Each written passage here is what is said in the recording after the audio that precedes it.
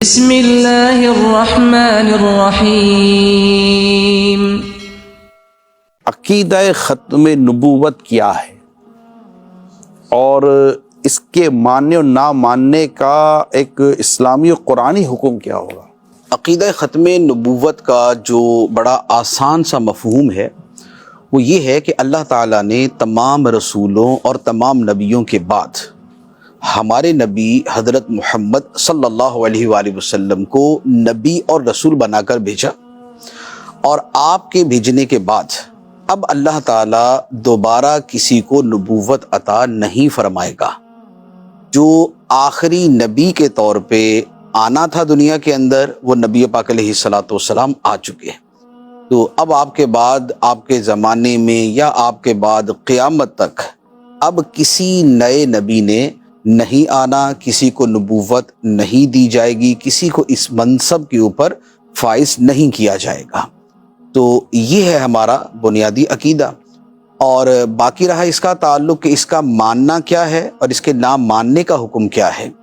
تو وہ یہ ہے کہ اس کا ماننا تو ایسے ہی ہے کہ یہ جیسے قرآن پاک کا ماننا، کیونکہ نبی پاک علیہ السلام کی جو ختم نبوت کا بیان ہے یہ قرآن پاک میں ہے، اور قرآن پاک پر ایمان رکھنا فرض ہے۔ قرآن پاک کے ایک لفظ کا بھی اگر کوئی انکار کرے گا تو وہ کافر ہے اور وہ مسلمان نہیں ہے، دائرہ اسلام سے خارج ہے۔ تو نبی پاک صلی اللہ تعالیٰ علیہ وآلہ وسلم کا آخری نبی ہونا یہ قرآن کا بیان کردہ عقیدہ ہے۔ اب اس کا انکار کرے گا تو وہ قرآن ہی کا منکر قرار پائے گا۔ تو قرآن کا منکر کافر ہے، قرآن میں بیان کردہ عقیدے کا منکر وہ بھی کافر ہے۔ تو ایک تو یہ پہلو۔ دوسرے نمبر پہ نبی پاک علیہ السلام کا جو آخری نبی ہونا ہے یہ خود نبی پاک علیہ السلام نے جتنی مرتبہ اور جتنے انداز میں بیان فرمایا ہے، علماء نے جو اس کی احادیث جمع کی ہیں ان کی تعداد تقریباً 300 سے زیادہ ہے۔ 300 سے زیادہ حدیث 300 سے زیادہ احادیث طیبہ ہیں، اور یہ وہ ہیں کہ جو بالکل واضح طور پہ نبی پاک علیہ السلام کے آخری نبی ہونے کو بیان کرتی، جس میں یا ختم نبوت کا لفظ ہے یا خاتم النبیین کا لفظ ہے یا انقطاع نبوت کا لفظ ہے یا جو ہے وہ آخر الامم کے جیسے الفاظ ہیں۔ اس طرح کے وہ الفاظ کے جس میں بہت واضح طور پہ عبارت النص کے طور پہ، اشارت النص کے طور پہ یہ موجود ہوگا کہ نبی پاک علیہ السلام آخری نبی۔ تو اب نبی پاک علیہ السلام کی ایک بات بھی اگر جو آپ سے قطعی یقینی طور پہ ثابت ہو، اس کا انکار کرنا یہ نبی پاک علیہ السلام ہی کو جھٹلانا ہے۔ اللہ نبی پاک علیہ السلام کی ثابت شدہ ایک بات کو یا آپ کی بات سمجھتے ہوئے اس کا انکار کرنا یہ سیدھا سیدھا تکذیب ہے، تکذیب رسالت ہے، یہ تکذیب نبی ہے۔ تو ایک بات کا انکار کرنے والا بھی کافر ہے جبکہ اس کی نسبت کو وہ مان لے۔ تو یہ جو اتنی بڑی تعداد ہوتی ہے اسے اصطلاح شرع میں کہا جاتا ہے کہ اس کا ثبوت نبی پاک علیہ السلام سے تواتر کے ساتھ ہے۔ تواتر کا مطلب یہ ہوتا ہے کہ اتنی بڑی تعداد نے ہمیشہ اس بات کو نقل کیا ہے کہ جتنی بڑی تعداد کا جھوٹ پہ جمع ہونا محال ہے، ناممکن ہے۔ ایسا ہو نہیں سکتا کہ اتنی بڑی تعداد جو ہے ایک ہی بات کو یوں نقل کرے۔ تو جو تواتر سے ثابت ہوتا ہے اس کا انکار کرنا بھی کفر ہوتا ہے۔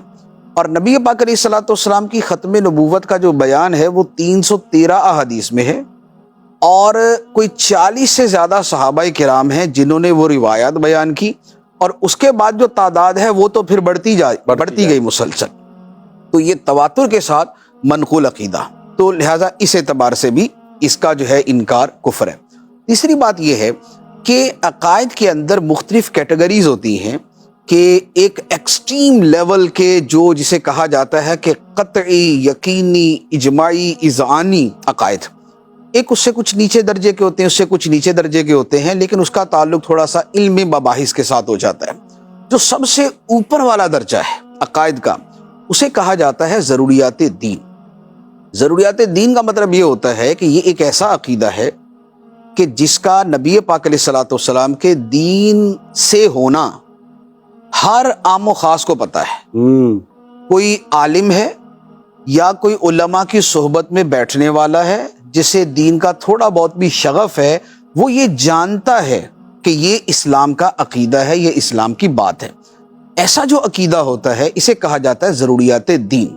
ضروریات دین وہ چیزیں ہیں کہ جن میں کسی ایک کا انکار کرنے والا بھی اسلام سے 100% خارج ہے، کیونکہ ضروریات دین کی کیٹیگری کیا بنتی ہے؟ جیسے ضروریات دین میں سے ہے کہ اللہ ہمارا معبود ہے، بے شک، اللہ ایک ہے، اللہ تعالیٰ نے انبیاء کو بھیجا، ہمارے نبی صلی اللہ علیہ وسلم اللہ کے رسول ہیں، قرآن اللہ کی کتاب ہے، قیامت نے واقع ہونا ہے، جنت اور جہنم اللہ تعالیٰ نے 2 ٹھکانے جزا و سزا کے لیے تیار فرمائے ہیں۔ تو اب جس درجے کے یہ عقیدے ہیں، ان عقیدوں کو سنتے ساتھ ہی ایک درمیانہ سا بھی، بلکہ درمیانے سے بھی کم درجے کا دین سے تعلق رکھنے والا بندہ سمجھ لیتا ہے کہ یار یہ تو ہمارا اسلام کا عقیدہ ہے نا، جی، یہ تو اسلام ہے، یہ تو ہمارا دین ہے۔